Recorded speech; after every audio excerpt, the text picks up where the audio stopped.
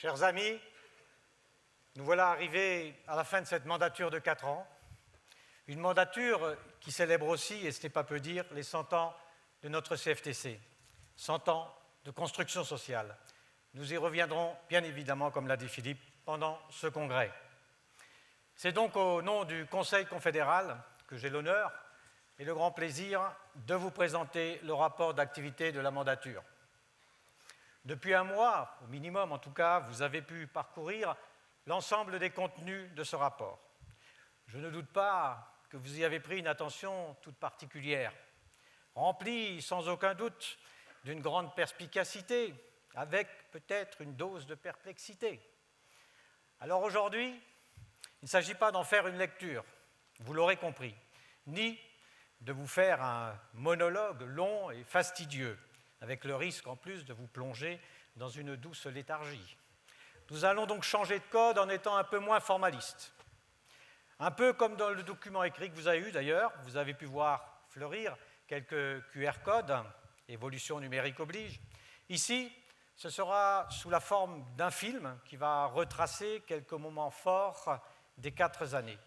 Ce ne sera donc pas exhaustif, je le dis tout de suite. Nous aurons plutôt quelques sujets choisis, des interventions, des petits films, des militants qui posent des questions, la musique, donc un peu d'animation. Ce rapport d'activité vous sera présenté aujourd'hui avec 4 séquences, pour reprendre ce qui a construit la place de la CFTC dans les débats. La première séquence s'intitule tout naturellement « Tout travail doit créer du droit social ». Car nous sommes attachés à la personne, nous l'avons dit, et le statut du travailleur, dont a parlé Philippe, renforce une des valeurs fortes de notre organisation, le respect de la dignité humaine.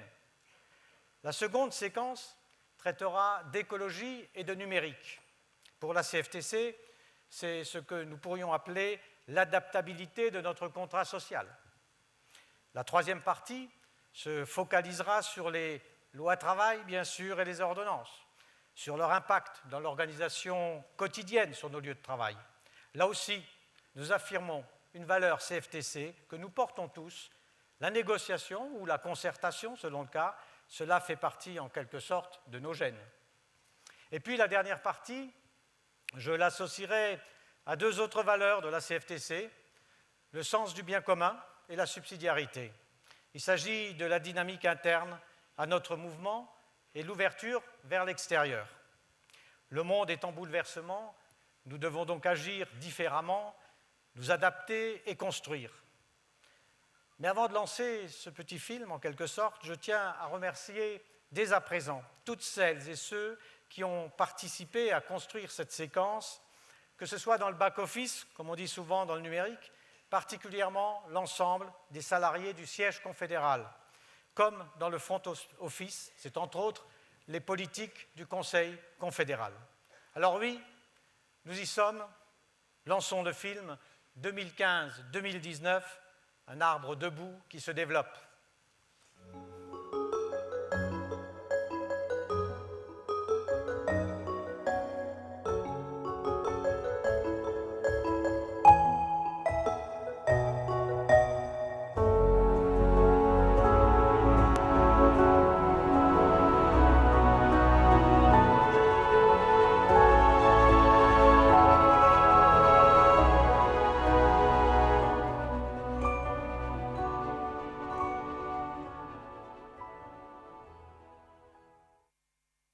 Comme je l'ai dit en introduction, c'est un peu la continuité du statut du travailleur. C'est pourquoi... Hop, hop, hop, Bernard, excuse-moi de t'interrompre pendant ta présentation. Oui, c'est nous Bernard, on est là. Oui, nous sommes des militants CFTC. Nous sommes sur le terrain. On t'interpelle depuis notre bureau syndical, depuis notre section syndicale d'entreprise. Alors oui, tu disais que tout travail doit créer du droit social ? D'accord, c'est bien. C'est un peu le projet du statut du travailleur de la CFTC d'ailleurs. Oui, mais qu'est-ce qui s'est passé ces 4 dernières années ? C'est vrai ça. Qu'a fait la CFTC pendant cette mandature ? C'est vrai, vous avez tout à fait raison de faire référence au statut du travailleur. C'est une lecture, hein, bien sûr. Ce statut posait le principe des droits attachés à la personne, droits dont la continuité serait assurée tout au long de la vie, quel que soit le parcours. Eh bien, pour concrétiser ce projet, vous le demandez, durant ces 4 ans, la CFTC a porté l'idée du compte personnel d'activité. Pour ce faire, elle a d'ailleurs signé une position commune avec les partenaires sociaux le 8 février 2016, puis a obtenu la transposition de cette position commune lors de l'écriture de la loi travail. Aujourd'hui, le CPA existe, et j'invite d'ailleurs chacun à aller le créer, si ce n'est déjà fait. Il concerne tous les actifs à partir de 16 ans. Il regroupe à ce stade le compte personnel de formation, le compte personnel de prévention, pour les salariés uniquement, ainsi que le compte engagement citoyen. Ce dernier compte, d'ailleurs, ne figurait pas dans la copie initiale de la loi travail, et donc dans la toute première version du CPA, faisant valoir la nécessité de reconnaître les activités à haute utilité sociale. La CFTC a obtenu, lors de la concertation, que la version première du CPA soit donc enrichie. D'ores et déjà, le CPA donne une plus grande visibilité et permet de piloter son parcours professionnel. Bien sûr, la CFTC aurait voulu aller plus loin et ne pas se limiter aux 3 comptes actuels, avec entre autres des droits convertibles en points de formation. Nous avions ainsi avancé l'idée d'un compte temps qui aurait dû faire l'objet de discussions des partenaires sociaux depuis la loi travail. Cela n'a pas pu être engagé, mais bon, la CFTC continuera de revendiquer l'extension de ce compte à d'autres droits pour qu'il devienne véritablement un outil universel de portabilité des droits tout au long du parcours de vie. Cette première pierre était indispensable et le déploiement du CPA, accompagné des réformes tendant à l'universalisation de la protection sociale, constitue une progression certaine vers l'idée d'un régime social universel d'activité sur lequel nous reviendrons plus tard, bien sûr. Bernard, c'est nous! Je suis heureuse de voir que la CFTC a su garder ses valeurs tout en étant moderne et visionnaire. Elle a su anticiper les évolutions du travail en favorisant la création de nouveaux droits comme le CPA. Et ça, c'est important. Oui, c'est très bien.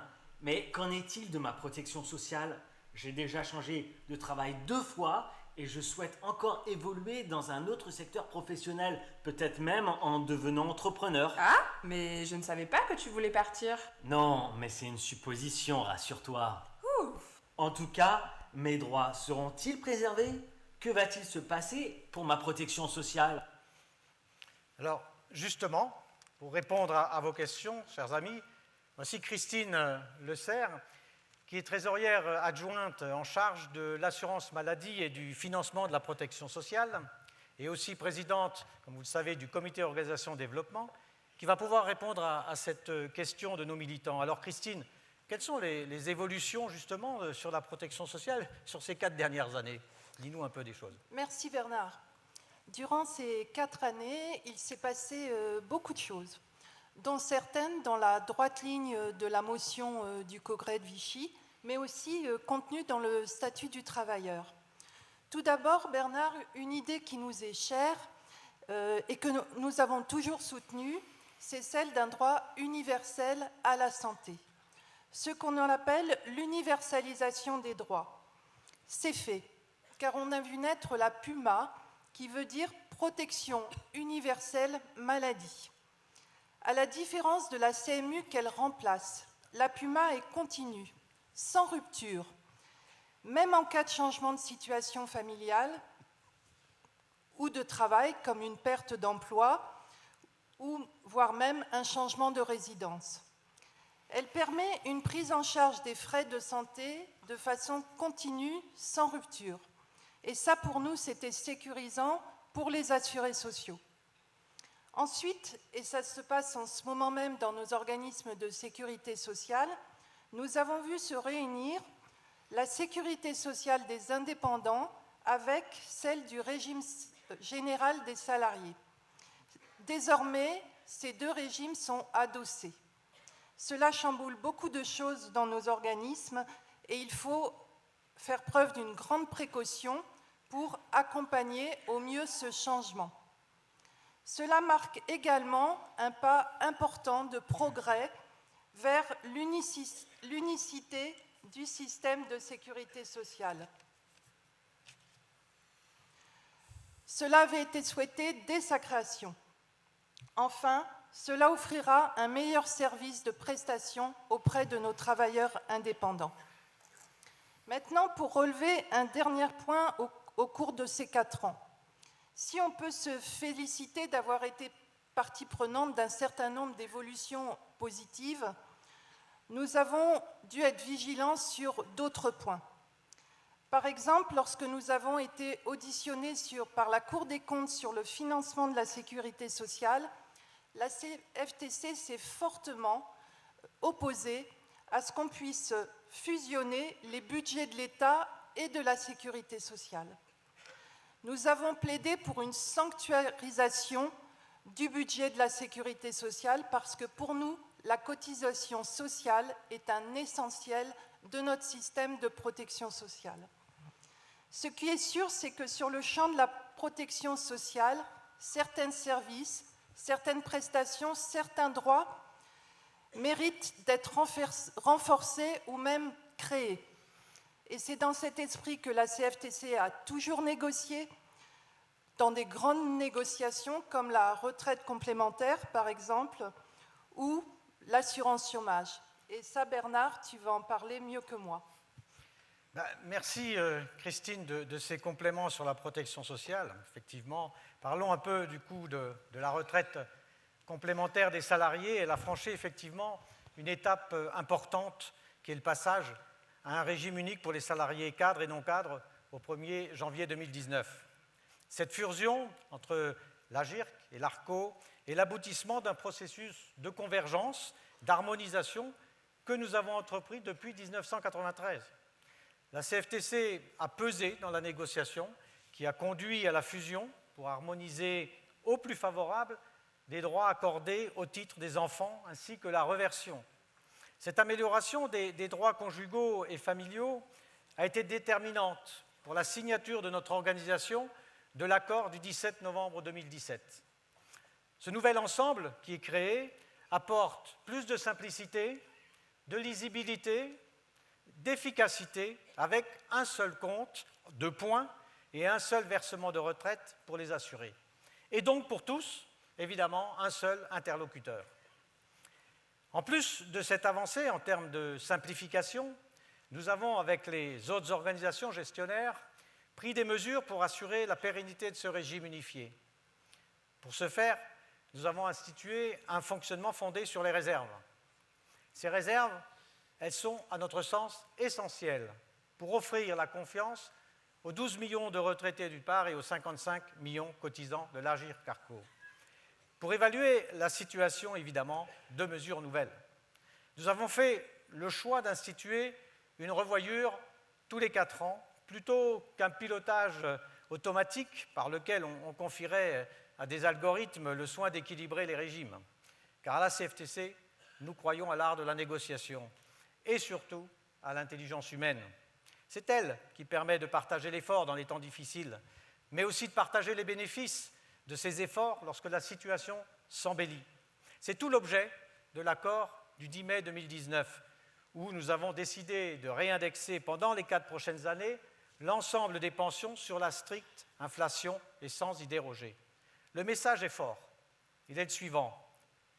Contrairement au régime de base actuellement, pas dans la réforme à venir, contrairement au régime de base, le régime unifié ne pratiquera pas d'indexation différenciée en fonction d'un niveau de revenu, car les efforts consentis ont été le fruit de tous. Simplification, lisibilité, amélioration du pouvoir d'achat ont été les lignes directrices au cours des 2 accords survenus dans le monde de la retraite complémentaire pendant cette mandature.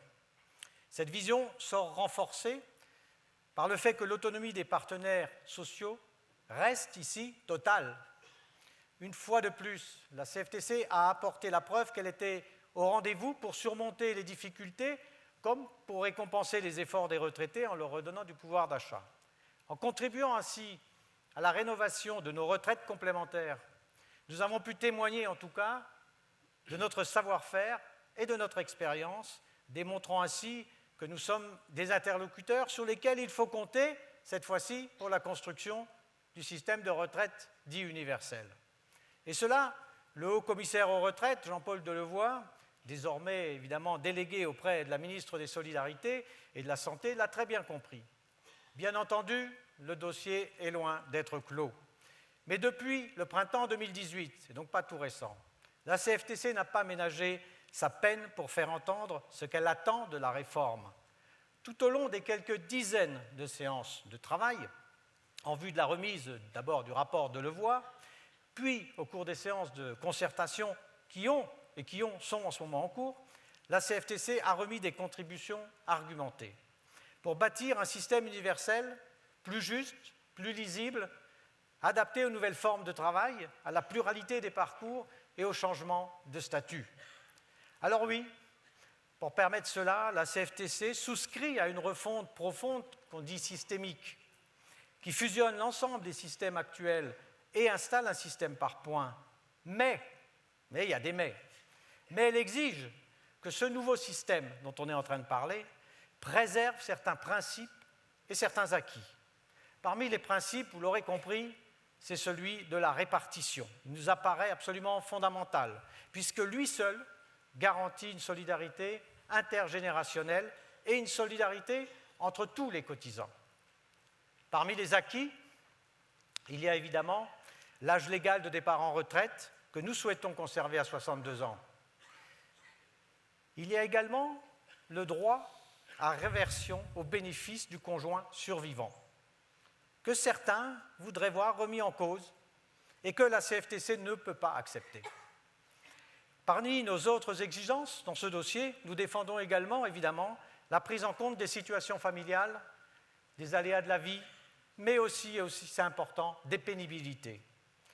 À ce stade, nous avons pu être en partie rassurés sur les lignes que je viens de citer, que nous pourrions qualifier pour nous, en tout cas, de lignes bleues à ne pas franchir. Il est néanmoins, pour l'heure, un peu prématuré de se prononcer de façon définitive. Nous n'en sommes pas encore là.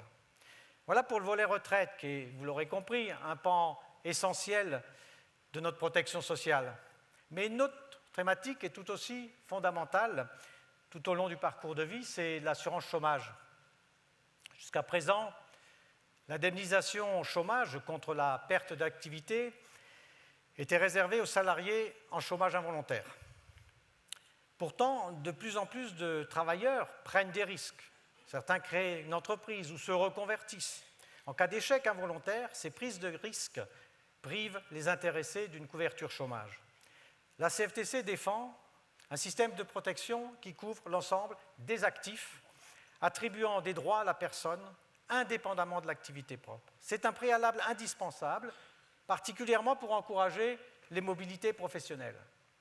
Lors des négociations, puis de la concertation qui ont présidé à la loi Liberté de choisir son avenir professionnel, la CFTC a demandé que des droits à chômage soient ouverts pour les travailleurs se lançant dans un nouveau projet.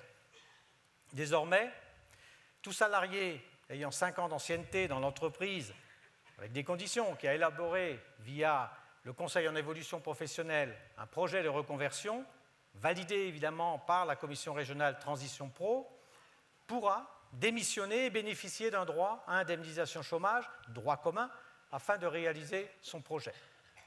Par ailleurs, sur certaines conditions, un travailleur indépendant pourra bénéficier d'une allocation forfaitaire pendant 6 mois renouvelable. Ces deux mesures, qui étendent le bénéfice d'une couverture chômage à ceux qui n'y avaient pas accès jusqu'alors, sont donc deux acquis importants, qui vont évidemment dans le sens de droits nouveaux, quel que soit le statut de la personne. Alors pour autant, si l'on regarde les autres évolutions récentes qui ont concerné le chômage, tout ne va pas dans le sens que nous le souhaitons, il faut aussi le dire. La CFTC a ainsi manifesté fortement son inquiétude au regard des résultats de l'étude d'impact de certaines mesures de la réforme de l'assurance chômage. J'en citerai 2. Le durcissement des conditions pour l'ouverture de droits, la réduction du montant journalier de l'allocation fait peser aujourd'hui, puisque depuis le 1er novembre c'est en cours, fait peser sur les plus fragiles, jeunes et précaires, le retour à l'équilibre du régime. Ce n'est pas acceptable. et le seuil, un autre exemple, de revenu qui déclenche la dégressivité de l'allocation et l'ampleur de l'abattement nous apparaissent clairement aujourd'hui confiscatoires. Consciente de l'objectif de désendettement de l'UNEDIC, nous estimons néanmoins que cela ne doit pas nous conduire à accentuer la précarité. Si les effets escomptés par le gouvernement ne sont donc pas au rendez-vous, puisque ce qu'il souhaite, alors la CFTC l'a dit, l'a écrit, il faudra changer de politique. Vous voyez, la protection sociale, c'est aussi essentiel. Et rappelez-vous, tout à l'heure, au début, j'ai évoqué, en introduction, la nécessité d'aller vers un régime universel d'activité. Écoutons Philippe nous en dire un peu plus à l'époque.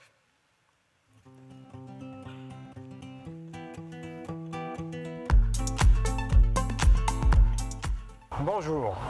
Notre protection sociale s'est construite après la guerre. Il s'agissait alors de garantir les salariés contre le risque des maladies, contre le risque du chômage un peu plus tard, leur assurer un logement, garantir les risques de la vie. Mais les choses ont évolué depuis. À l'époque, il y avait essentiellement de l'industrie, des emplois salariés. Or, aujourd'hui, d'autres emplois sont en train de naître, ce qu'on classe dans les auto-entrepreneurs. Or, ces salariés-là, cette activité-là, ne rentre pas dans le champ d'une entreprise. Et c'est pour ça que la CFTC propose de mettre en place un régime social universel d'activité. En quoi ça consiste ? Tout simplement à acquérir des droits dans ces périodes d'activité et de pouvoir les utiliser tout au long de ces 43 années d'activité. Ces droits doivent donc permettre d'assurer les transitions entre plusieurs activités. Alors, à travers la formation, ça fait partie de ces droits. La formation doit pouvoir permettre d'acquérir les compétences pour pouvoir changer de métier. Et si ce métier est dans une activité ou dans une autre, c'est-à-dire salarié ou auto-entrepreneur, et le droit à la formation doit rester. De même que le droit au chômage, ce n'est pas parce qu'on est auto-entrepreneur ou auto-salarié que quand l'activité s'arrête, on doit se retrouver sans rien. Au contraire, là, le droit au chômage doit pouvoir perdurer. Et une fois que cette fluidité du monde du travail sera construite, chaque poste trouvera son salarié et chaque salarié devrait trouver son poste.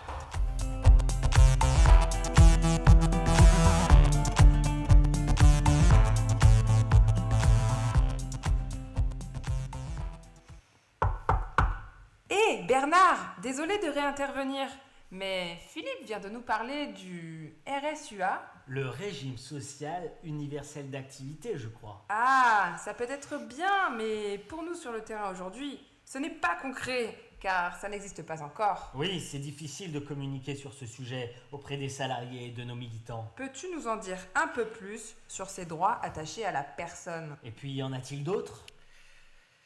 Alors oui, vous avez raison, chers militants, on n'a pas réussi à se faire entendre sur ce sujet jusqu'au bout. C'est difficile, en plus de parler de quelque chose qui est encore en construction, qu'on espère en construction. Pour autant, il faut quand même dire qu'on a obtenu quelques avancées, notamment dans la formation professionnelle avec la négociation de l'accord national interprofessionnel, ce qu'on appelle un ANI. Dans un avenir proche, de nombreux métiers vont évoluer, disparaître, apparaître. Face à ce constat, la formation professionnelle et l'accompagnement des salariés constituent la meilleure des réponses pour sécuriser son parcours, protéger son employabilité, faire progresser sa carrière. Il est vrai, notre dernière ANI portant sur la formation professionnelle, il datait que de fin 2013 et que cette réforme, traduite dans la loi en 2014, commençait seulement à porter ses fruits. On aurait voulu évidemment évaluer ces premiers effets avant de nous engager dans une refonte globale voulue par le président de la République. Mais, conscient de l'accélération des mutations d'une part à l'œuvre et avec l'esprit, ce fil conducteur que chaque personne puisse bénéficier tout au long de sa vie d'un droit effectif et efficient à la formation, nous nous sommes inscrits dans la démarche. Cela n'a pas été simple, tant le calendrier et la feuille de route du gouvernement étaient vraiment contraignantes. Mais nous sommes parvenus à un accord le 22 février 2018. Cet accord comprenait des ajustements nécessaires, notamment une augmentation de l'abondement annuel du compte personnel de formation, le CPF, on en a parlé, passant ainsi de 24 à 35 heures et jusqu'à 55 heures pour les personnes peu qualifiées et les personnes handicapées. Et également la possibilité d'utiliser son CPF pour passer son permis de conduire et réaliser un bilan de compétences. Le gouvernement a souhaité aller plus loin encore en décidant la monétisation en euros du CPF, dont l'effet sera à mesurer, qui pour nous reste encore un peu discutable, mais il faudra voir dans son application. La mise en place également d'une application smartphone sur le CPF lui-même pour financer à tout moment sa formation. Cela peut être une opportunité, bien sûr, mais pas sans condition, car les salariés ont besoin d'être accompagnés également pour le choix d'une formation. Par ailleurs, cette loi a mis en place ce qu'on appelle les opérateurs de compétences, les OPCO, qui remplacent donc les OPCA. Alors cette transformation, soyons réalistes, a nécessairement eu des conséquences sur notre organisation interne. Ça a bougé beaucoup, on ne va pas le nier. Mais plaçons-nous du point de vue du salarié utilisateur. Plutôt que d'engager du temps dans la mission de collecte, qui était l'opération des OPCA, les OPCO devront consacrer davantage de temps à des missions de service telles que appuyer techniquement les branches et les conseiller en GPEC, assurer un service de proximité au bénéfice des PME, TPE pour améliorer l'accès à la formation des salariés. Alors en parallèle de la négociation sur la formation professionnelle, avait lieu également une concertation importante, nationale, sur l'apprentissage. On y tient, la CFTC, et qui réunissait près d'une quarantaine d'acteurs impliqués sur cette thématique, évidemment, dont l'État, les régions, les branches et les partenaires sociaux. Je vais demander à Florence, qui est membre du Conseil confédéral au titre de la Commission des jeunes, de nous en dire un peu plus sur l'apprentissage. Florence, dis-nous un petit peu ce qui a été dit. Merci Bernard de me donner la parole sur ce sujet important de l'apprentissage. Alors oui, pour la CFTC, l'apprentissage est sans conteste l'un des meilleurs tremplins vers l'emploi. Parce qu'on sait aujourd'hui que 70% des apprentis trouvent un emploi dans les 7 mois suivant l'issue de leur formation. Alors oui, c'est bien beau, mais tout n'est pas tout rose. Nous constatons que le parcours des apprentis est encore trop souvent composé d'obstacles et de dysfonctionnements. Et ceci vient souvent perturber le bon déroulement d'un grand nombre de contrats. C'est pourquoi, à la CFTC, on a été force de proposition tout au long de cette concertation. Nous avons eu la satisfaction de voir certaines de nos revendications reprises dans la loi Avenir professionnel. Citons quelques exemples, Bernard, si tu veux bien. Tout d'abord, le droit à l'erreur a été reconnu, parce qu'effectivement, aujourd'hui, on peut rentrer en apprentissage à 29 ans au lieu de 25 avant. Une aide financière aussi, accordée aux jeunes pour favoriser leur mobilité. En effet, un apprenti majeur pourra aujourd'hui avoir une aide financière pour passer son permis de conduire.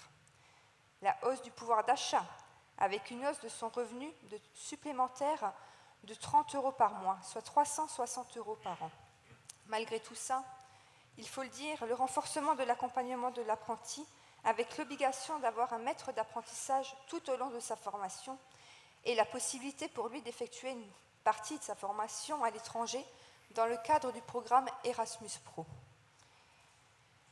L'encadrement plus strict des ruptures de contrats d'apprentissage, parce que oui, il y en a encore, mais la possibilité aujourd'hui a été mise pour l'apprenti de poursuivre sa formation théorique en CFA, mais surtout l'obligation pour le CFA de l'accompagner dans ses démarches de recherche de nouvel employeur. Mais surtout, toutes les entreprises aujourd'hui ont la possibilité d'ouvrir leur propre CFA afin d'adapter le cursus de formation aux besoins de compétences de l'entreprise et à leur propre métier. L'objectif recherché étant bien sûr de former des apprentis, mais de les garder au sein de l'entreprise une fois la formation terminée, en favorisant leur intégration et la promotion interne. Voilà Bernard, comment la CFTC a contribué à renforcer l'apprentissage pour en faire un vrai tremplin professionnel. Merci Florence sur ces quelques mots.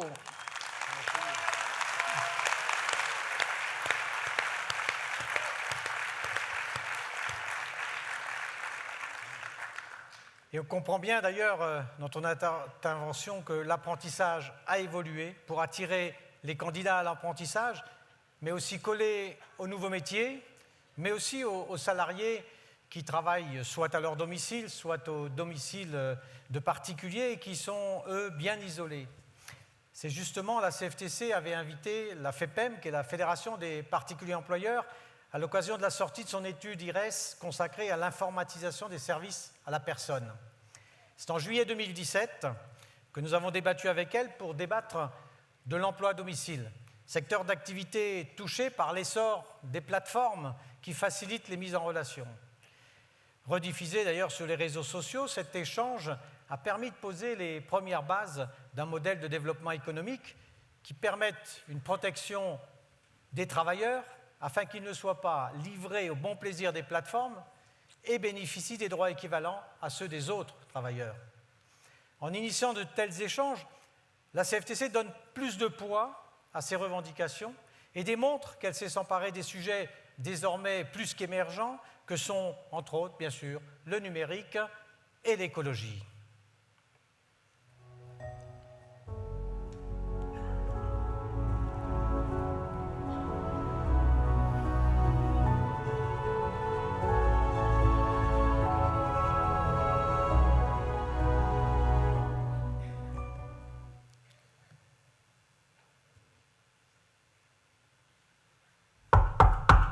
Ah, écologie et numérique. Écologie et numérique, c'est beau. Mais qu'est-ce que ça veut dire? Comment ça se traduit sur le terrain? Moi, dans mon lieu de travail, c'est juste de réutiliser les verres et de ne surtout pas utiliser les gobelets en plastique. Mais enfin, tu es mauvaise langue. On peut les utiliser, les gobelets. Mais si on les utilise, on doit les mettre dans la poubelle destinée au recyclage. Ah oui, c'est vrai, merci.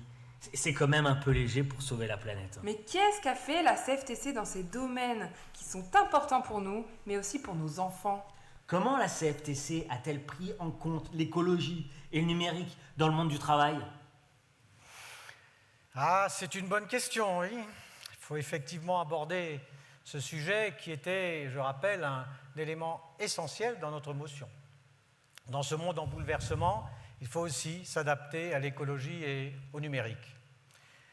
Tout d'abord, en matière de politique environnementale, concilier les impératifs sociaux et écologiques fut la ligne de conduite de la Confédération au cours des 4 années écoulées. Notre société doit en effet faire face aux conséquences du dérèglement climatique et à une augmentation sans précédent des inégalités. Les représentants de la CFTC se sont engagés dans les discussions, dans les instances consultatives, évidemment, où la CFTC siège, ou lors des conférences environnementales. Nous y avons plaidé pour une transition écologique juste et ambitieuse, notamment par la mise en place d'une politique d'investissement vert et l'amélioration du dialogue environnemental. C'est également la nécessité de concilier le social et l'écologie qui a conduit la CFTC à participer à l'organisation de 2 colloques, l'un qui a eu lieu au Conseil économique, social et environnemental en 2017, l'autre au siège de l'UNESCO en 2019.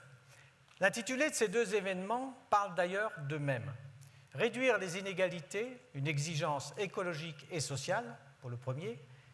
Quel travail pour une transition écologique solidaire, pour le second. Chacun d'eux a donné lieu à la publication d'un manifeste dont nous sommes signataires. Ils sont abordés des thématiques aussi différentes que le financement de la transition écologique, les institutions, les indicateurs économiques, le consumérisme, les inégalités de revenus, les mutations du monde du travail ou encore la conversion professionnelle et industrielle de la France. Toujours dans le domaine de la transition écologique, la CFTC a signé fin 2016, très important, écoutez bien, un appel en faveur de l'augmentation de la composante carbone de la taxe intérieure sur la consommation des produits énergétiques, mais elle fixait à ce moment-là, je rappelle 2016, elle fixait 2 conditions.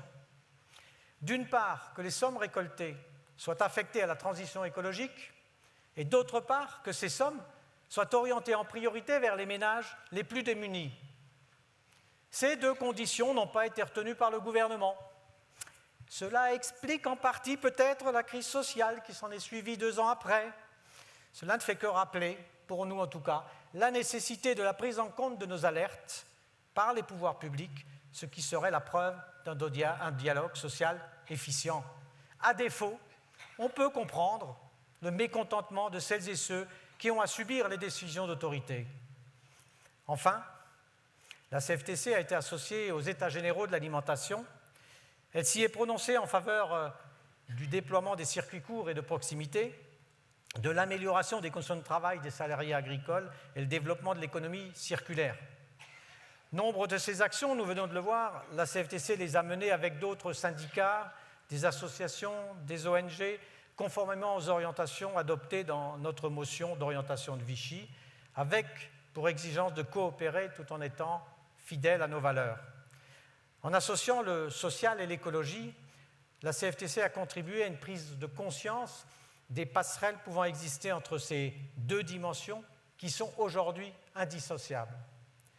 Nous défendons une nouvelle approche de la croissance, une approche qui intègre des indicateurs plus qualitatifs tels que l'amélioration du bien-être et celle de la qualité de vie de chacun.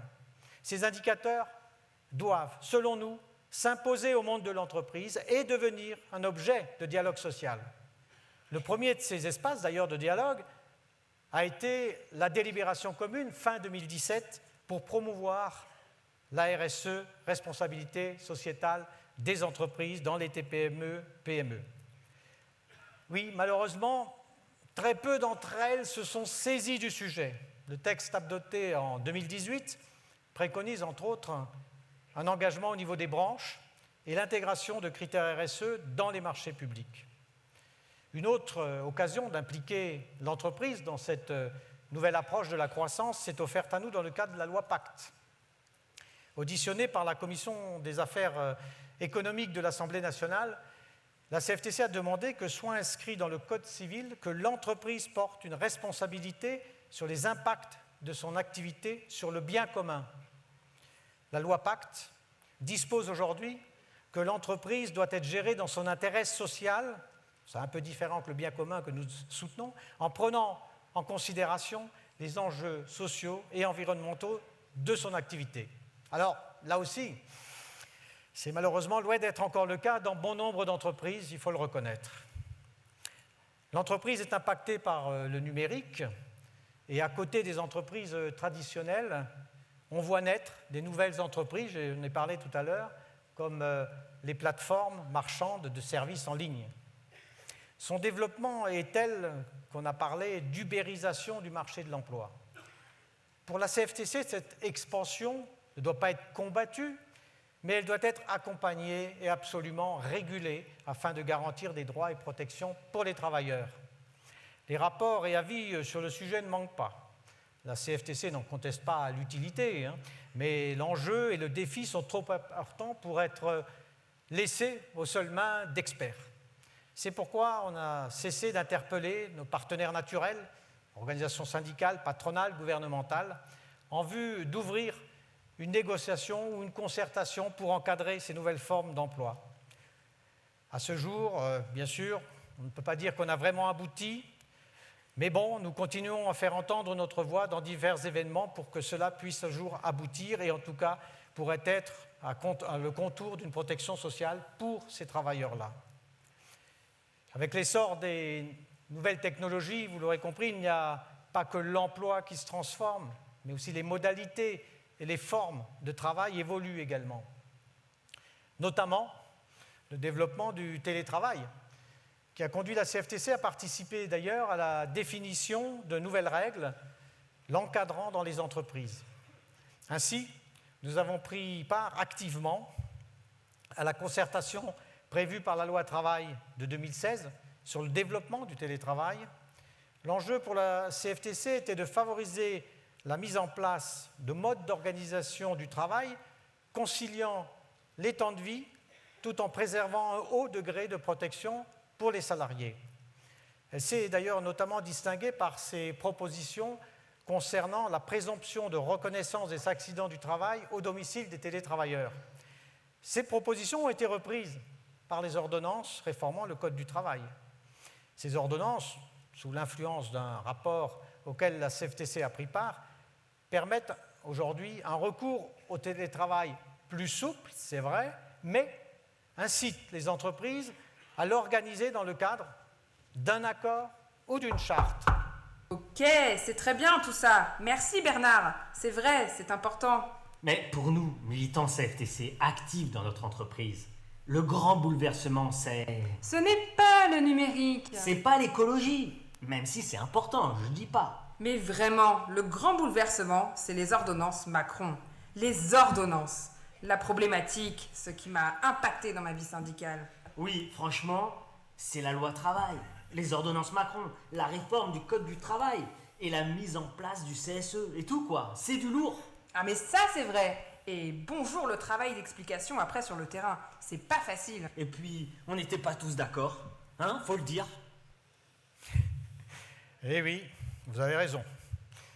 On n'était pas tous d'accord aussi, hein, mais aussi sur le sujet en lui-même. J'en ai un peu parlé juste avant avec le télétravail, c'est vrai, mais prenons le temps un peu de développer comment ça s'est passé.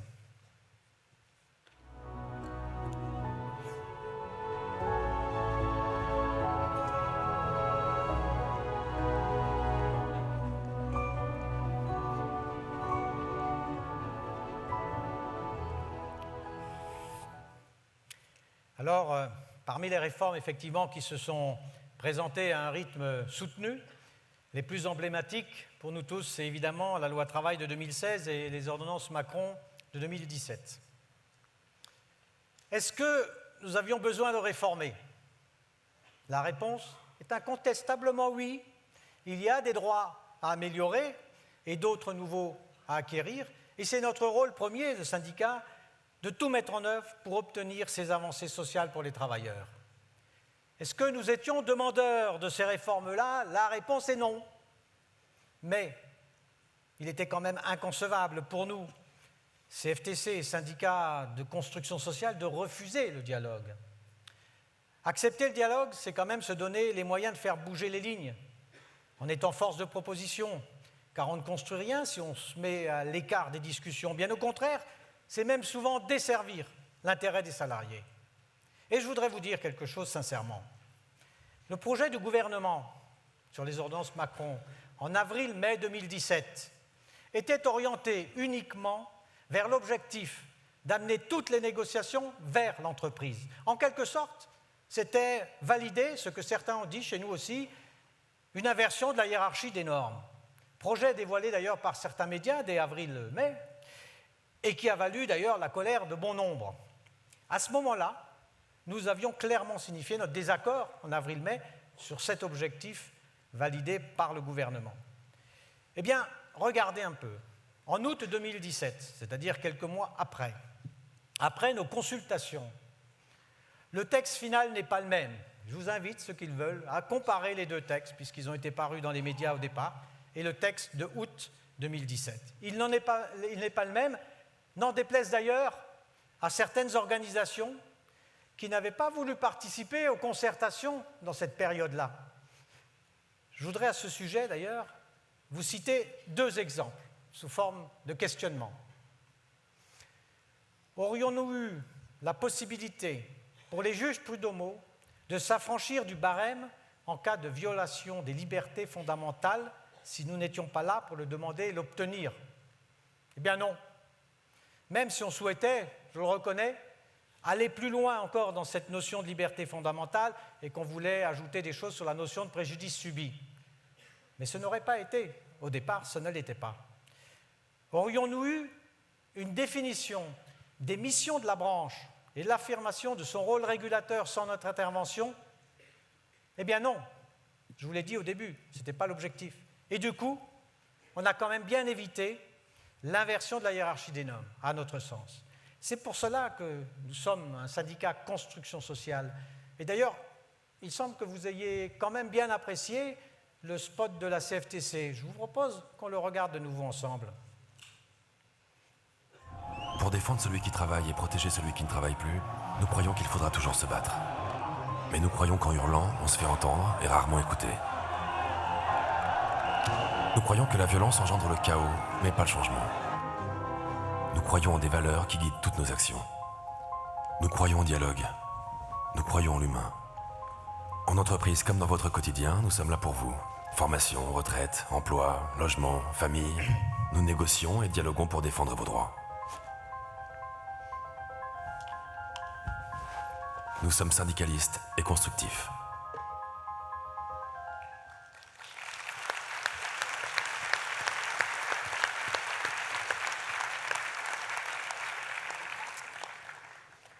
Vous voyez dans ce film que la CFTC négocie, fait des propositions, essaie de faire changer les lignes, et cela à tous les niveaux de la négociation, du ministère jusque dans la section syndicale, c'est le rôle de nous tous.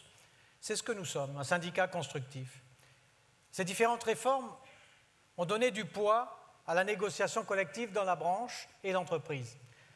Le rôle des organisations syndicales est renforcé puisque nous sommes et nous devons d'être acteurs des négociations dans l'entreprise.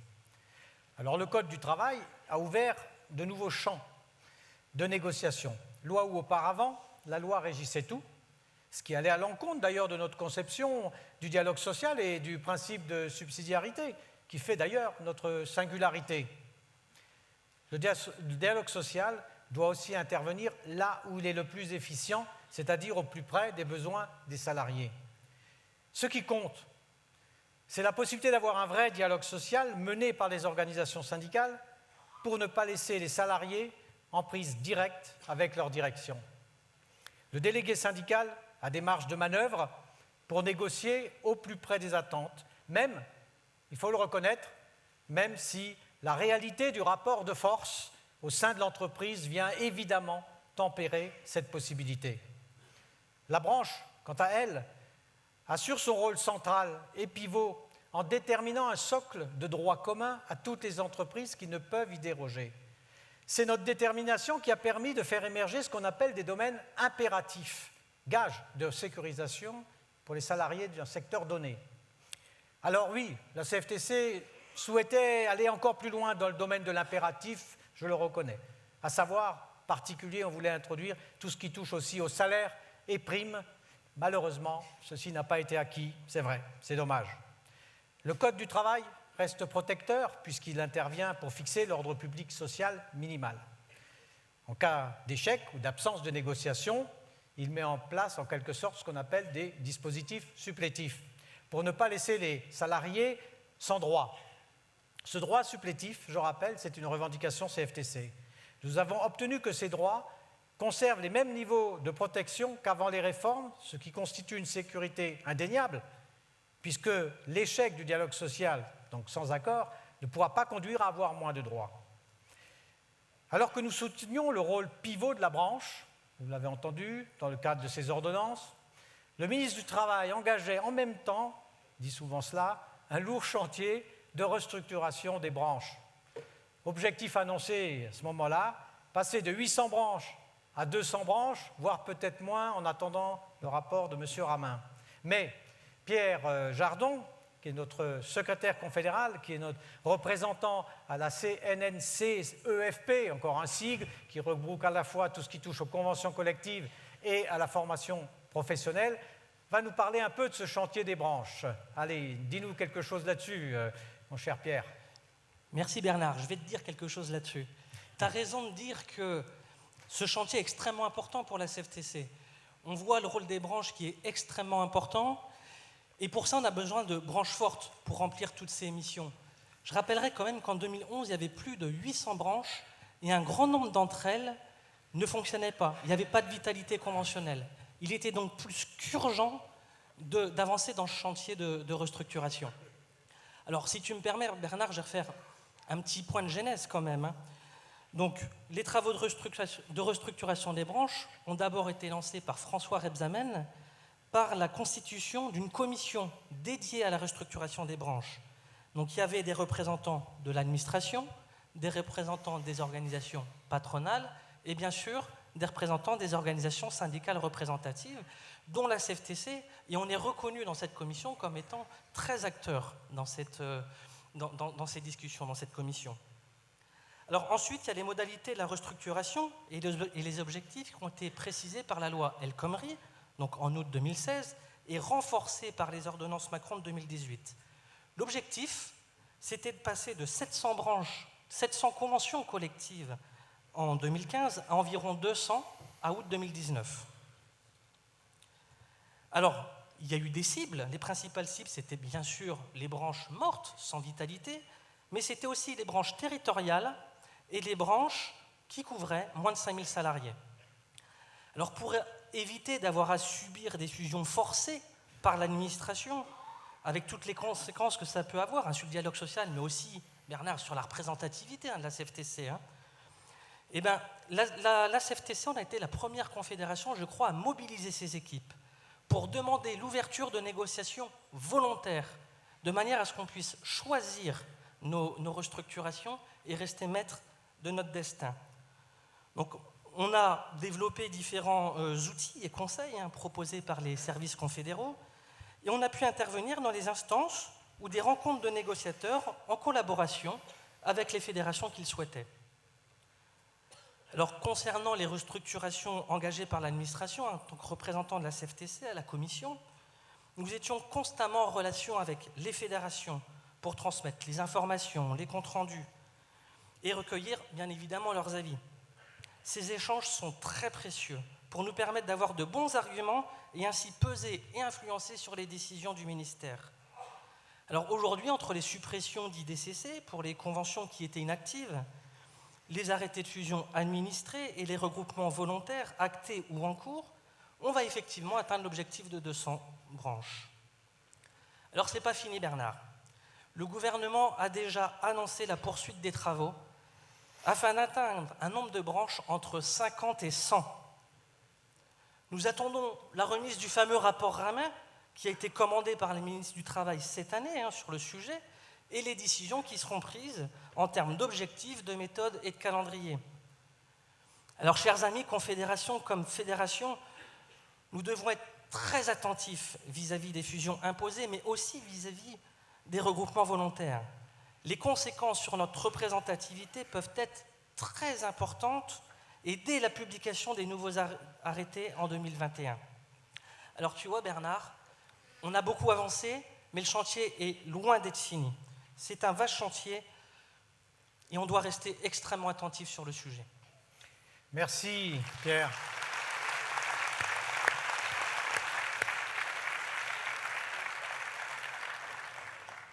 Merci Pierre pour ces précisions qui nous permettent de mieux comprendre en tout cas l'importance stratégique pour la CFTC de ce dossier sur les branches et notamment l'implication de ces branches fusionnées, tu l'as dit, sur notre représentativité.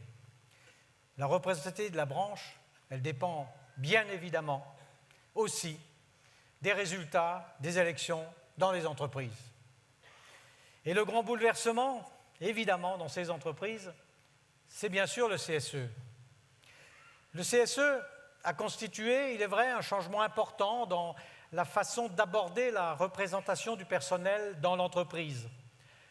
Le remplacement des instances que nous connaissions tous, DP, CE, CHSCT, par le CSE, n'emporte pas la fin des attributions et des missions qui sont, elles, reprises. Il en va ainsi des consultations obligatoires, de la capacité à rester en justice, du droit d'alerte, des budgets ou du recours encore à l'expertise. Le changement est ailleurs. C'est dans la place en fait, que l'on donne au dialogue social et à la possibilité de le penser et le construire dans l'entreprise et d'obtenir ainsi plus que ce que je vous ai dit d'avant, le minimum légal. Alors, tout n'est pas magnifique, c'est vrai. Mais les marges de manœuvre, il faut aussi les identifier pour les négocier. Or, on se rend compte que les entreprises n'ont pas joué le jeu de cette négociation dans certains endroits et ont pour la plupart repris les dispositions légales, faute de volonté, à notre sens, et d'une vision stratégique et du dialogue social comme un facteur d'efficience pour l'entreprise. C'est dommage. Après presque 2 années de mise en œuvre du CSE, il est à constater que le fait que nous ayons quand même des CSE avec un nombre de sièges à élire plus important que le CE à l'époque, il permet en tout cas à la CFTC d'avoir des élus là où elle n'était pas présente auparavant. Pour parvenir à ce résultat, la Confédération s'est massivement impliquée par le soutien à ses équipes dans la préparation des élections CSE. Nous avons travaillé et conçu divers outils au service des militants. Le kit élection, le guide pratique sur le CSE pour comprendre les enjeux et négocier évidemment les moyens de son fonctionnement. D'ailleurs, ce guide, il est 100% CFTC, fait par nous, pour vous, et je sais par les retours que nous en avons et surtout aussi le nombre de commandes que nous avons eues qu'il est très apprécié, et tant mieux, et tant mieux. Ces outils existent aussi en version imprimable ou imprimée, bien entendu, mais également en numérique, parce que c'est plus facile à diffuser, à personnaliser, à utiliser, évidemment. Le guide CSE existe aussi en version web appli, en libre accès sur notre site internet, mais aussi, Philippe en a parlé tout à l'heure, sur vos smartphones avec la fameuse application, la plateforme communautaire CFTC que vous avez pu télécharger en arrivant au Congrès. Conçu de manière pratique, il vous permet de fait de faire des recherches par mots-clés très rapides pour vous orienter directement vers l'info que vous cherchez. C'est vraiment un vrai virage numérique et regardons d'ailleurs le film promotionnel sur cette web application.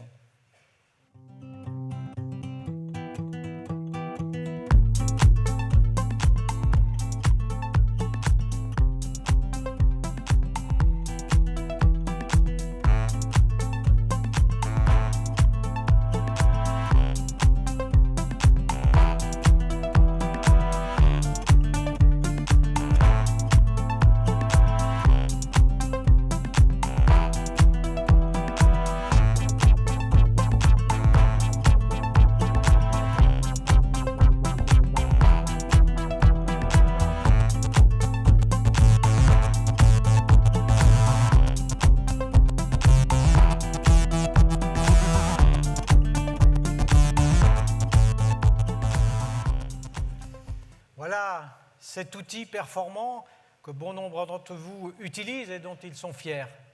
Outil dont la qualité est reconnue d'ailleurs par nos concurrents et nos interlocuteurs, employeurs, pouvoirs publics. Mais ces outils CSE ne sont pas les seuls moyens d'action, bien évidemment, déployés par la Confédération pour accompagner les équipes syndicales CFTC. Je vais demander à Jean-Michel Tessier, notre secrétaire général adjoint en charge des élections professionnelles, qui va nous dire un petit peu plus ce qui a été fait pour accompagner les militants dans la réussite de leurs élections. Jean-Michel, c'est à toi. Oui, merci Bernard de me donner l'occasion de parler des élections. Tu sais, les élections, c'est mon rayon. Bernard vous a parlé des outils, donc mis à disposition des militants pour réussir leurs élections CSE, mais vous le savez tous, les résultats, l'audience, la représentativité de la CFTC, c'est aussi le résultat de notre élection. Rappelez-vous, en décembre 2016, nous avions eu les secondes élections TPE, enfin je dis décembre, c'était plutôt janvier 2017, donc, qui concernaient donc 4,5 millions de salariés. Ces élections sont un enjeu important pour la CFTC, et nous aurons des élections TPE donc en décembre 2020, l'année prochaine. Donc ce sont des publics qui sont difficiles à toucher, qui sont isolés. Donc on s'est efforcé d'aller à leur rencontre. Nous avons, dès 2016, organisé les premiers villages CFTC, rappelez-vous.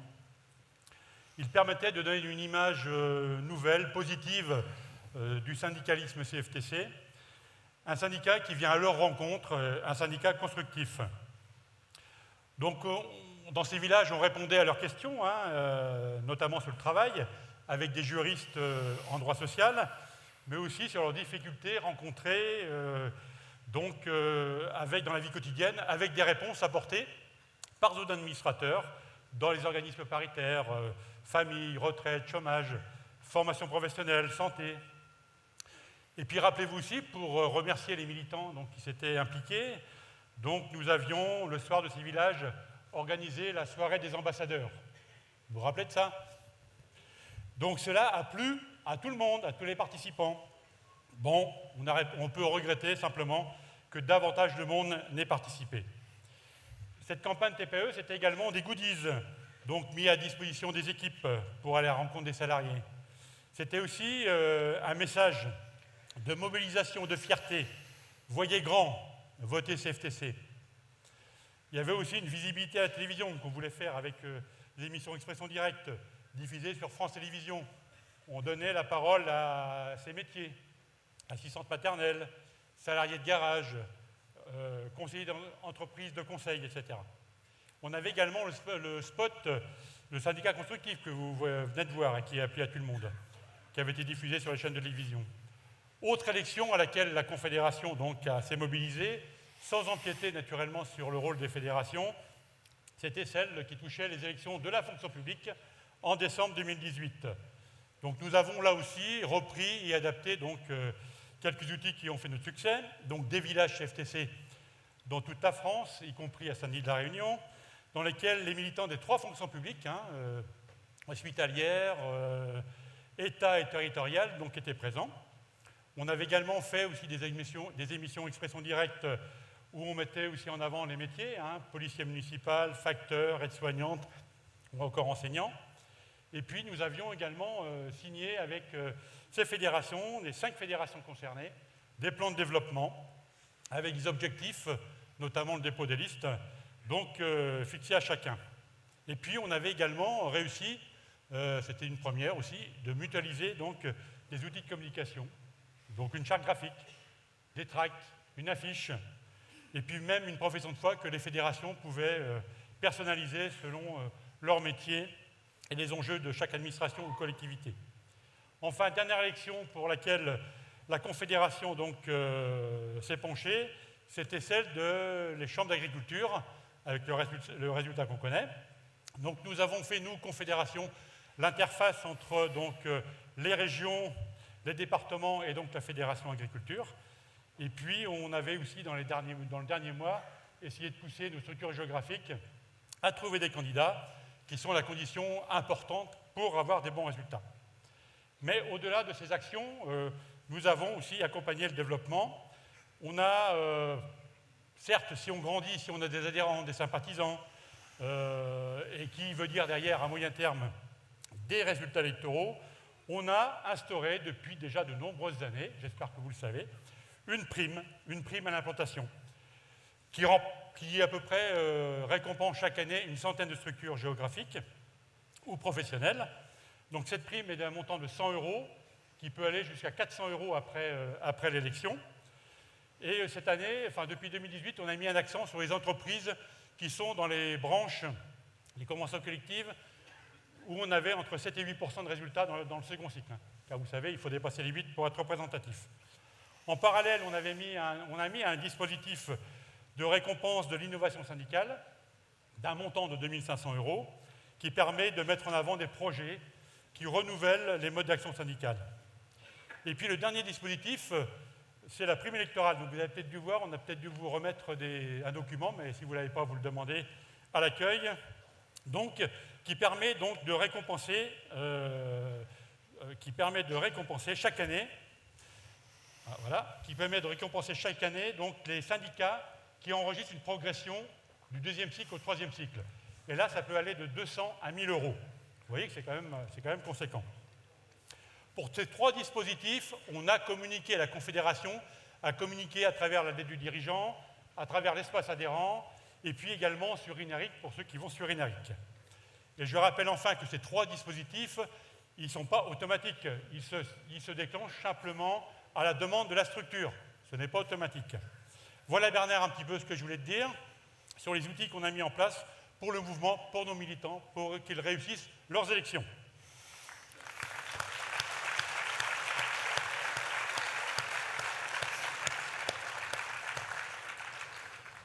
Merci Jean-Michel de nous rappeler comment nous avons pu accompagner ces différentes élections. Vous voyez, durant ces 4 années, la Confédération a travaillé sans relâche à soutenir nos militants. C'est sa véritable force de frappe. Tout cela représente des moyens financiers et humains importants. Mais cette dynamique a payé. On a obtenu de bons résultats. Je veux quand même en citer quelques-uns.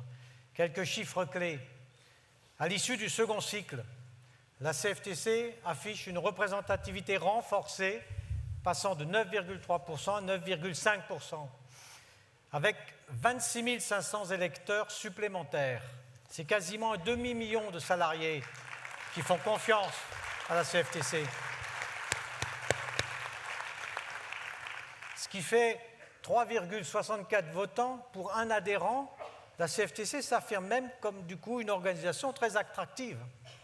Autre élément marquant dans ce second cycle électoral, c'est la prise en compte de la représentativité mesurée et non plus présumée dans toutes les branches et qui touche bien sûr nos fédérations. Et je tiens à dire, parce qu'on a beaucoup entendu le contraire, non, nous n'avons pas perdu de terrain sur les branches, quoi qu'en disent certains. Parce que la CFTC progresse entre les deux cycles, nous gagnons la représentativité dans 44 branches, donc nouvelle IDCC en l'occurrence, au second cycle où on passe ces 8%. Donc nous n'avons pas baissé. On peut remarquer par exemple des scores, par exemple 23% dans l'enseignement privé, 17% pour les prestataires de services du tertiaire ou le commerce d'habillement, 16% pour le commerce alimentaire, les entreprises de prévention et de sécurité, et d'autres beaux résultats pour les bureaux d'études techniques, les transports routiers, les étames du bâtiment ou des travaux publics, l'industrie pharmaceutique, on pourrait en citer d'autres. Jean-Michel évoquait tout à l'heure certaines élections particulières. Les élections dans les très petites entreprises, je le rappelle, ils ont marqué une progression de la CFTC.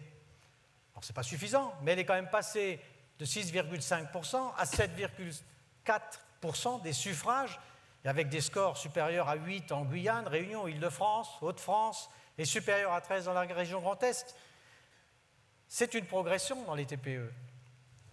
Aux élections dans les chambres d'agriculture, il en a parlé, la CFTC a progressé, mais de manière plus qu'importante, je dirais, puisque nous sommes passés de 13% des suffrages lors du scrutin dernier à 22,4% des voix du scrutin national.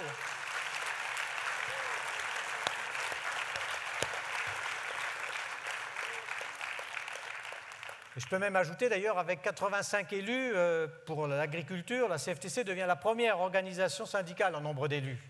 Donc vous voyez, cette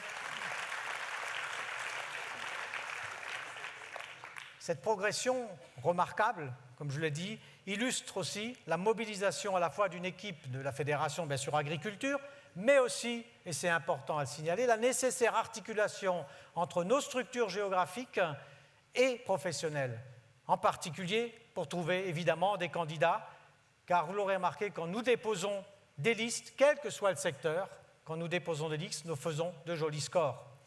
Alors dans la fonction publique, Jean-Michel en a parlé, les résultats sont plus contrastés, puisque l'audience est de 2,9%, ce qui nous permet quand même, je le note, de maintenir un siège au Conseil commun de la fonction publique, donc de rester représentatif. Mais saluons quand même dans ce secteur-là de la fonction publique, de bons résultats dans les équipes comme le centre hospitalier de la Réunion qui fait 30%, ou de Caen qui fait 21%, les territoriaux des villes d'Antibes, c'est pas très loin d'ici, 40%, ou Aulnay-sous-Bois qui fait 28%, ceux du conseil département de la Guadeloupe qui fait 40%, du conseil régional de Strasbourg qui fait 21%, des conseils de gestion de la Loire, 30%, ou de la Moselle, 26%. Je ne vais pas tous les citer, mais vous voyez que même dans ce secteur, c'est-à-dire là où on est présent, on fait des bons résultats. Vous l'aurez compris, ces résultats constituent une base relativement stable de la CFTC. On ne peut pas s'en satisfaire, jamais, bien sûr. Nous avons des secteurs plus fragiles que d'autres. Et puis, surtout, le seuil des 8% dans le secteur privé que vous connaissez n'est pas acquis une fois pour toutes. Pour autant, le troisième cycle, qui est en cours, il nous donne quand même des raisons d'espérer.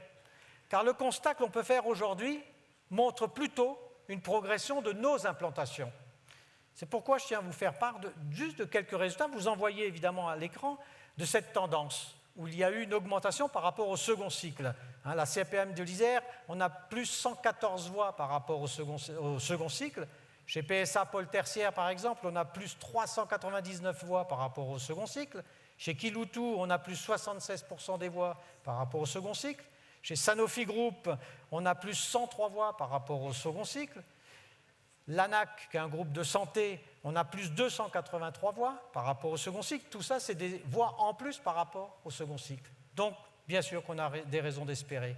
À chacun, à sa place, de poursuivre son action, d'utiliser les outils et de continuer à promouvoir la CFTC, cette organisation présente dans la vie des travailleurs à de nombreuses occasions, comme le rappelle d'ailleurs le film « Elle » que je vous invite une nouvelle fois à regarder. Je ne sais pas où j'en serais si elle n'avait pas été là. Ça fait du bien de pouvoir compter sur quelqu'un. Ce que j'apprécie par-dessus tout, c'est son sens du dialogue. Elle n'hésite jamais à porter nos revendications et à nous représenter. J'ai notamment découvert qu'elle participait au fonctionnement de la justice. Elle m'a beaucoup aidée quand j'ai été mutée. Pour rester dans l'entreprise, elle m'a permis de me former. Si j'ai un accident du travail, elle m'accompagnera. Ou si je suis au chômage, je sais que je pourrai compter sur elle. Les aides de la CAF, c'est aussi elle. Et quand je serai à la retraite, elle sera toujours à mes côtés. En fait, elle est partout. CFTC, nous sommes syndicalistes et constructifs.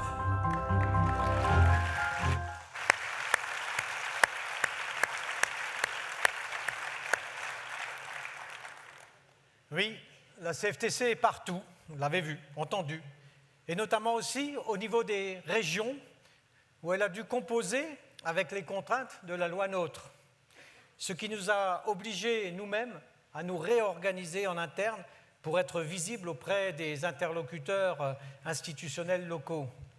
De bons résultats de la CFTC dans les régions, d'ailleurs, contribuent à cette visibilité et aussi à une écoute du coup attentive de la part de ces acteurs institutionnels. À cette occasion, j'en profite pour remercier chaleureusement l'implication des équipes locales lors de la réorganisation de ces unions régionales, ces nouvelles unions régionales, pour coller à ces contraintes. Et tout ça, ça se fait en moins de 2 ans, alors que on avait prévu de faire ça dans la mandature, mais il a fallu aller plus vite. Et vraiment, je tenais à signaler le travail à la fois avec la Confédération et vous. Excuse-nous Bernard, on est là. Ouais, là j'avais envie d'intervenir. Heureusement qu'il y avait tous ces outils pour nous aider. Mais c'est vrai ça nous a bien aidés dans nos élections. On a même progressé dans notre branche, grâce à la possibilité d'anticiper les élections. On a pu aussi cibler toutes les entreprises de notre branche et faire une étude rapide des différentes OS présentes sur le terrain pour mieux cibler notre implantation. Et puis, toutes ces nouveautés ont créé une vraie dynamique d'équipe. On a pu échanger et partager nos expériences. Moi, ce qui m'a bien aidé aussi, et on n'en a pas encore parlé, c'est la formation. Je me suis bien formé, parfois même sans bouger de chez moi. Et oui, et aussi tu as vu, on a pu échanger avec des militants CFTC de toute la France, des différentes régions même, grâce au village CFTC et au forum du portail formation.cftc. C'est génial! C'est vrai ça, tous ces outils, c'est super pratique. Ah oui, pardon, j'ai passé déjà à la 4e partie sur les régions, hein, mais voilà, c'est vrai que c'était un problème. Et j'ai coupé la musique du coup.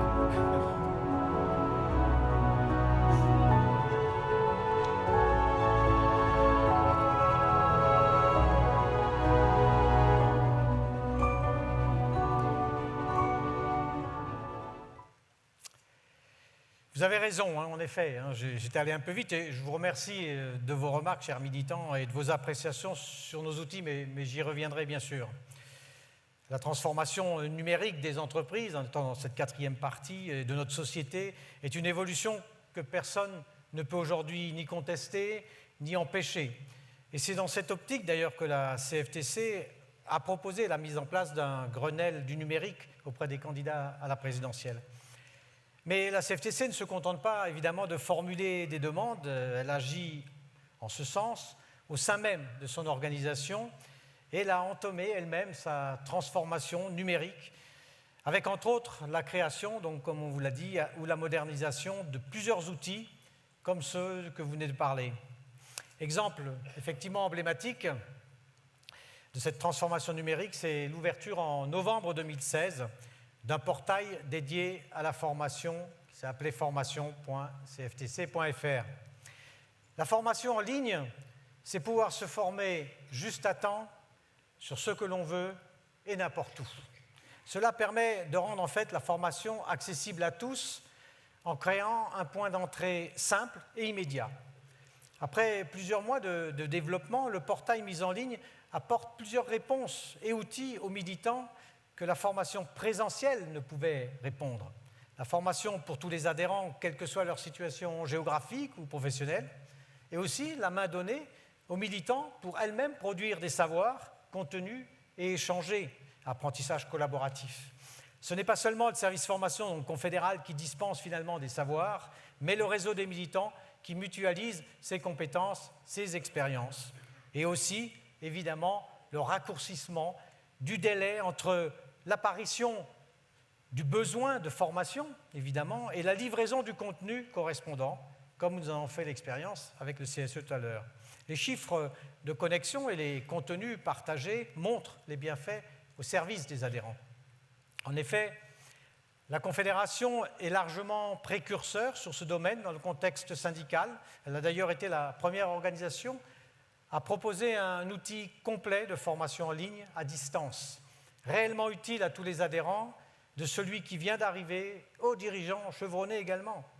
Cet outil reste à ce jour l'outil de référence de la formation syndicale, d'ailleurs un outil que nous avons mis en valeur lors d'une conférence de presse qui avait eu lieu le 19 avril 2017. Compris dans leur cotisation, l'accès à ce portail permet finalement de proposer un service à tous nos adhérents. C'est vraiment encourageant. Mais malheureusement, nos outils ne sont pas suffisamment utilisés. On le voit bien en dépit même de la promotion qui peut en être faite. Alors pourquoi? C'est difficile à dire. Méconnaissance du produit, peut-être. Difficulté d'accessibilité, sans doute. Il faut vraiment que ces outils deviennent plus automatiques pour tous et plus facilement utilisables. Et comme vous l'avez vu, avec l'application plateforme syndicale CFTC 4.0 que vous avez téléchargée, vous allez voir que c'est plus facilement utilisable. Bien évidemment, le développement de ce qu'on appelle donc le e-learning n'empêche pas la CFTC de poursuivre sa politique de formation, je rappelle, en présentiel. Elle a d'ailleurs été entièrement revue pour répondre aux nouveaux besoins qui peuvent résulter. Des lois qui évoluent évidemment de plus en plus vite, comme pour les ordonnances de 2007, qui nous ont conduit à former d'ailleurs 55 nouveaux formateurs pour les CSE. Et puis d'une exigence croissante de professionnalisation pour les militants que vous êtes, que nous sommes, qui prennent des responsabilités au sein de la CFTC. Notons que l'offre de formation en présentiel laisse aussi la possibilité aux structures géographiques, donc régionales ou professionnelles, les fédérations, de développer des modules plus spécifiques à leur secteur. Certains s'en sont largement saisis. Nous avons également développé d'autres outils numériques à destination des structures pour soutenir et accompagner les dirigeants des structures. Notre première préoccupation, vous l'aurez bien compris évidemment, c'est la mise en place du module élection. Ainsi, la CFTC s'est dotée en 2016 d'un outil en ligne des élections professionnelles qui s'appelle donc élection dynamique. Cela permet de visualiser les résultats des élections dans chaque entreprise depuis 2009, soit en fait les 2 cycles déjà passés. De rechercher du coup et de comparer l'audience de la CFTC et des autres organisations syndicales, par entreprise, par branche, par département ou par région, et puis aussi d'observer les tendances, voire anticiper, programmer les élections à venir. Cet outil est alimenté par les fédérations qui inscrivent au fil du temps les résultats.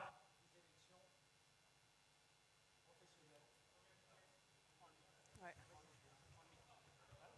Prends le micro d'à côté, celui-là. Tu as dépassé ton temps de parole. Faut l'ouvrir, Bernard.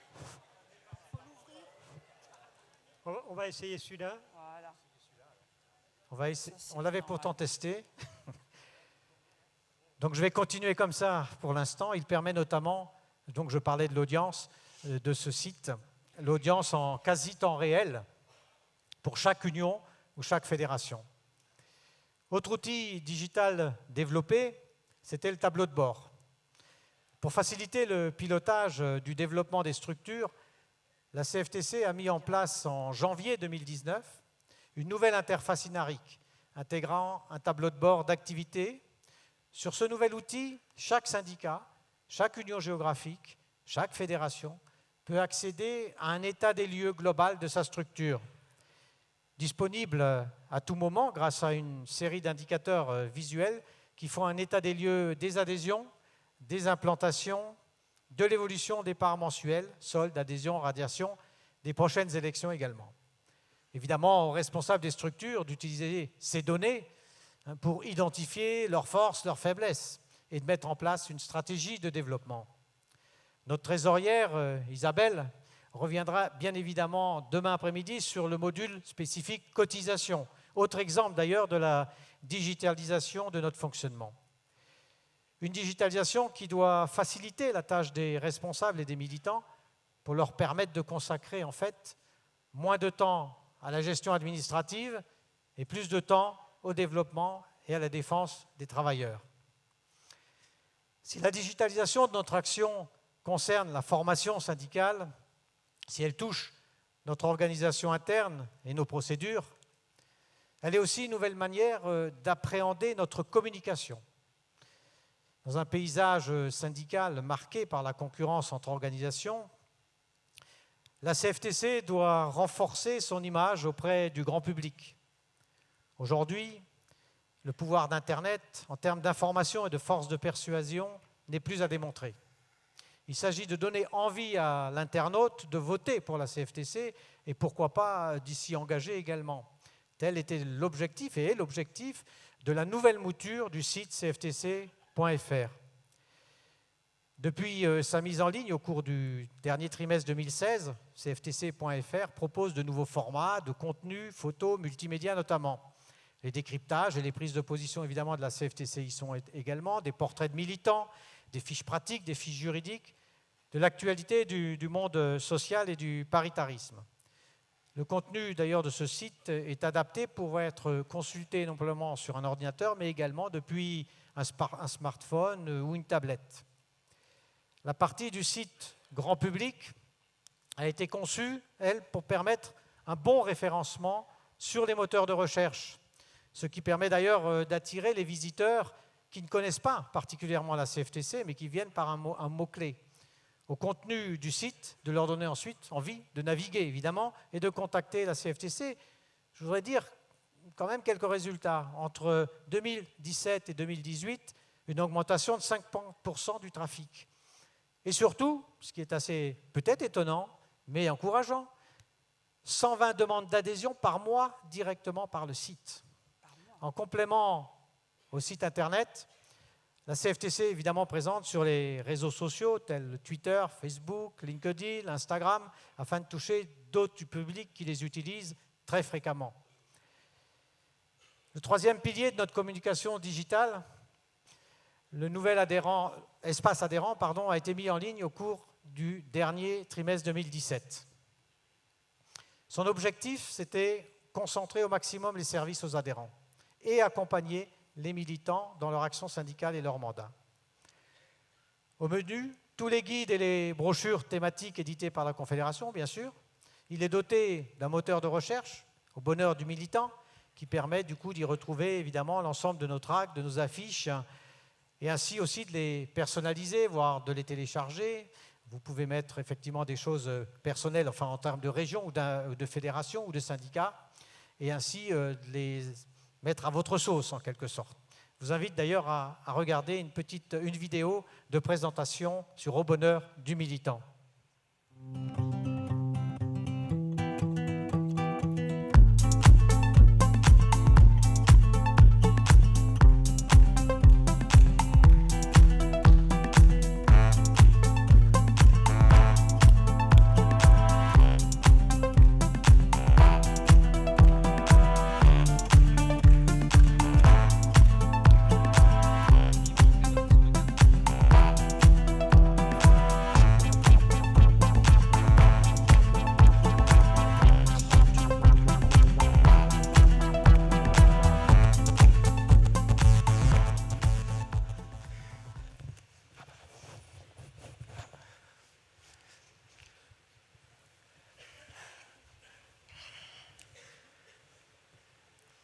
Des petits problèmes techniques, ça arrive toujours. Pour mémoire, vous avez vu ce petit clip, mais depuis cet espace, vous avez également accès à ce qu'on appelle Jury Assistance, la plateforme d'assistance juridique qui vous permet d'en savoir plus et de défendre vos droits dans des domaines très variés, logement, famille et bien sûr le travail. C'est un véritable outil de développement, Jury Assistance. D'ailleurs, il est également présent sur la tablette que vous avez pu télécharger. Et vous verrez qu'on peut accéder à énormément d'informations. Jury Assistance, c'est vraiment l'outil idéal pour répondre à toutes les questions. Bien évidemment, comme pour la formation, le numérique ne résume pas toute la communication de la CFTC. Vous l'aurez compris, nos publications, principalement l'avis à défendre et la lettre confédérale, continuent à informer, à mobiliser le mouvement. Dans nos publications, nous avons fait le choix de mettre en avant nos militants, des femmes, des hommes, qui se dépensent sans compter, qui nous dévoilent en fait leur motivation, leurs projets et développent les actions qu'elles mènent, qu'ils mènent. C'est vraiment un hymne à la diversité de notre CFTC dans cette vie à défendre et de ceux qui la composent. Bien sûr, si nos publications vous donnent la parole au départ et en priorité, elles continuent évidemment de vous informer sur l'actualité, sur les négociations nationales, vous accompagner dans l'application des réformes, ou de vous accompagner également dans vos campagnes électorales et mettre en avant nos bons résultats.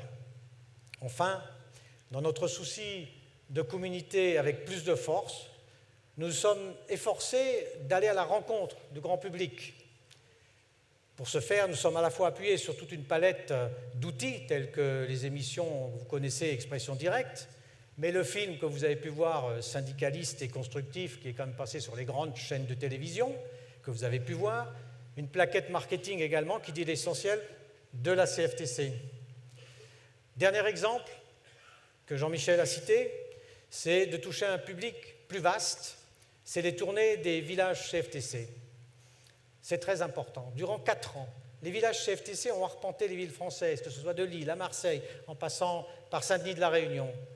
Ces villages ont permis aux militants CFTC véritablement de dialoguer avec un public tout à fait varié et de faire rayonner notre syndicalisme constructif dans la rue, en quelque sorte, grâce aux experts présents sur place, en logement, en formation professionnelle notamment. Les visiteurs ont eu l'occasion en fait, de poser toutes les questions qu'ils voulaient et de trouver finalement une réponse à leurs attentes. Après 4 saisons de ces villages, nous en sommes à 30 villes visitées, 900 militants mobilisés, 30 000 plaquettes distribuées et 7 800 jus de fruits dégustés également. Je vous laisse d'ailleurs regarder une petite vidéo sur ces 4 saisons.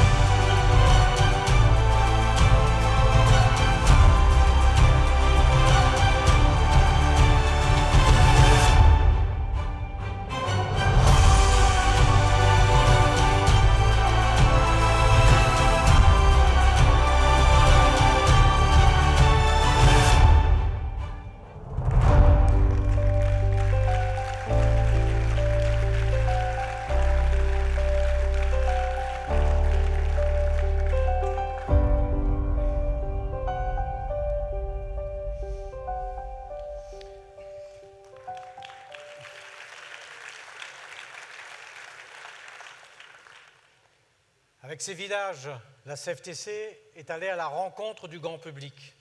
C'est d'ailleurs dans ce même esprit que nous avons aussi souhaité s'ouvrir à d'autres publics, d'autres partenaires, afin d'échanger sur ces propositions, nos propositions, leurs propositions, et trouver des partenaires avec qui il est possible de faire avancer des propositions en commun.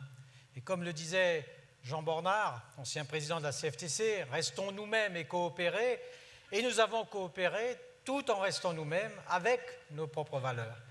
Et je vais donner la parole à Pascale Coton, notre vice-présidente confédérale, également vice-présidente du CESE, pour qu'elle nous parle en particulier du pacte de pouvoir de vivre auquel nous participons, Pascale. Merci Bernard. Et oui, c'est au printemps 2019 que la CFTC s'est associée à 18 autres organisations des milieux syndicaux, associatifs, mutualistes, issus pour la plupart du collectif Les Places de la République, dont nous faisons partie depuis sa création suite aux attentats. Notre collectif élargi a présenté 66 propositions pour répondre à l'urgence sociale et écologique de notre pays. Ce pacte du pouvoir de vivre visait à l'origine à proposer une issue à la crise des Gilets jaunes et à peser sur les décisions prises faisant suite au grand débat national.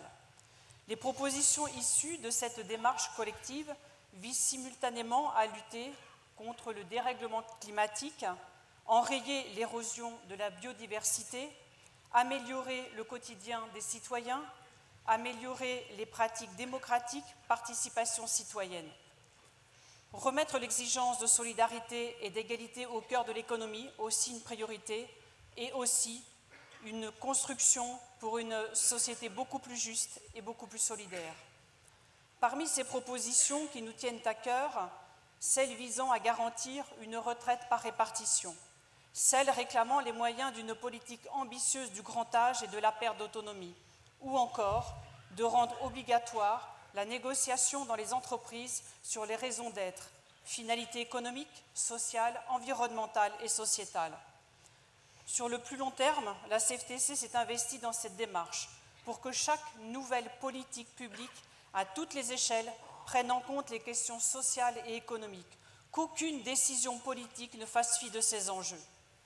Depuis la tenue d'une conférence de presse largement suivie, plus de 70 journalistes et une quarantaine d'articles dans la semaine, la CFTC s'est associée à de nombreuses initiatives dans le cadre de ce pacte du pouvoir de vivre, tout en gardant bien évidemment notre identité et notre spécificité. Parmi ces initiatives, des communiqués, des tribunes dans la presse nationale, des rencontres avec les groupes parlementaires, le lancement d'un site internet avec le détail des propositions.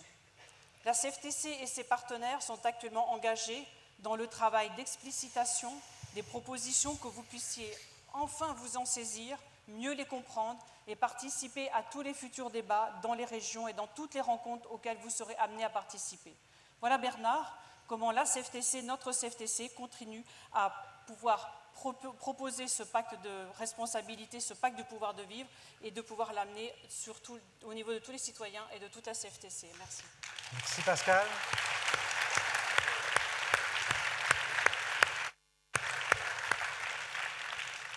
Merci Pascal pour ton implication dans ce dossier, bien évidemment. Alors pour d'autres publics et dans d'autres lieux, la CFTC a pu s'ouvrir également et coopérer tout en restant elle-même.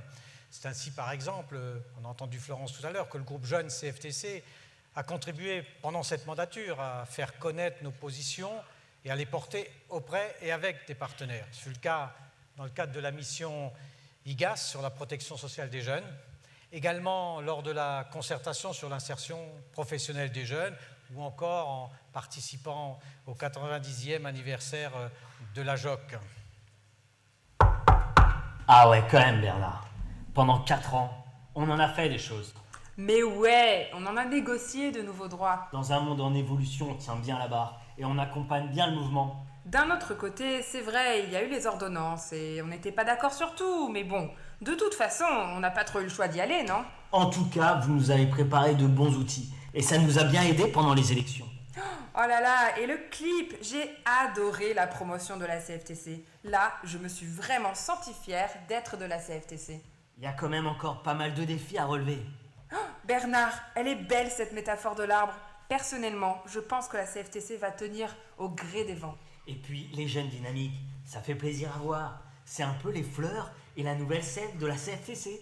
Oh, mais dis donc, tu deviens poète.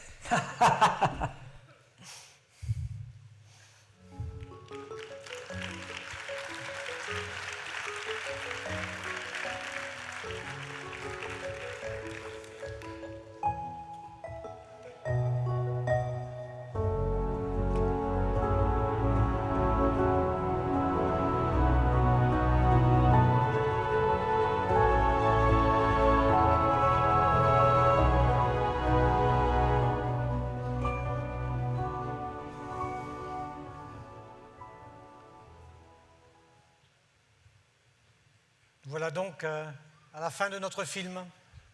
C'est l'épilogue dans ce monde en bouleversement. Vous l'aurez compris, 4 années de combat, d'action, de construction, de conviction. Notre société a évolué, marquée par la révolution numérique, l'émergence de la robotique, la nécessaire transition écologique. Aujourd'hui, plus personne ne conteste ce fait indéniable. Je dirais, c'est la clairvoyance et le courage de la CFTC de l'avoir dit il y a 4 ans, en vue de construire ce nouveau contrat social. Vous avez pu le constater dans cette présentation, en 4 parties. La CFTC a su garder la ligne fixée par les 2 motions votées au Congrès de Vichy. Notre confédération a respecté les valeurs essentielles que j'ai rappelées d'ailleurs en introduction, le respect de la dignité humaine, le sens du bien commun, la subsidiarité. Ces valeurs justifient notre existence. Elles sont le fondement de nos actions. Chers amis, l'arbre, ce symbole qui a accompagné cette présentation, n'a pas été choisi par hasard. Vous avez vu grandir cet arbre au fil des séquences. Il est constitué des racines, ce sont nos valeurs. Il fait le lien entre la mandature actuelle et les mandatures à venir par l'ensemble des pousses nouvelles. L'idée de ce symbole m'est venue en écoutant la chanson pour un arbre de Dominique Dimet. Elle fait admirablement bien le lien avec le centenaire de la CFTC. Je me permets donc de vous citer quelques extraits. Cela commence ainsi. Il a plus de 200 ans, 100 ans pour la CFTC. C'est l'ancêtre, dit le vent. Les hommes ont bien essayé maintes fois de le couper. La CFTC a vécu cela à bien des périodes de son existence et récemment encore avec les textes sur la représentativité instigés ou poussés par certaines organisations. Mais il a levé les bras en criant « Non, pas le droit, pas le droit ». La CFTC a dit la même chose en 1964 et elle a bien eu raison. Je suis vivant comme vous. Je ne peux vivre à genoux. La CFTC a combattu jour après jour pour être considérée à la même hauteur et avec une même écoute auprès des pouvoirs publics et des organisations patronales. C'est par cette volonté d'être un syndicat de construction sociale qu'elle est reconnue aujourd'hui. Il s'étire et il grandit, donne des fleurs et des fruits. Il a un collier d'écorce nourri de sève et de force. La CFTC est cet arbre. Vous comprendrez aisément cette phrase pleine de sens et de vérité sur notre place, notre progression, notre visibilité, notre vision sur l'avenir, notre jeunesse sans cesse renouvelée. Je vous laisse donc écouter le couplet et refrain de cette chanson encore. Il a plus de 200 ans, c'est l'ancêtre, dit le vent, dit le vent. Les hommes ont bien essayé maintes fois de le couper.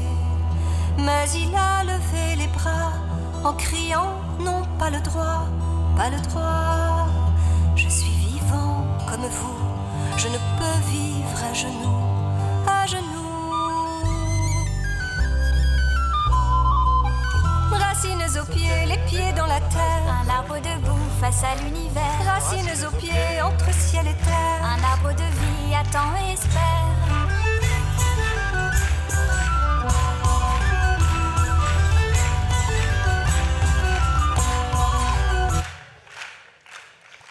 Oui.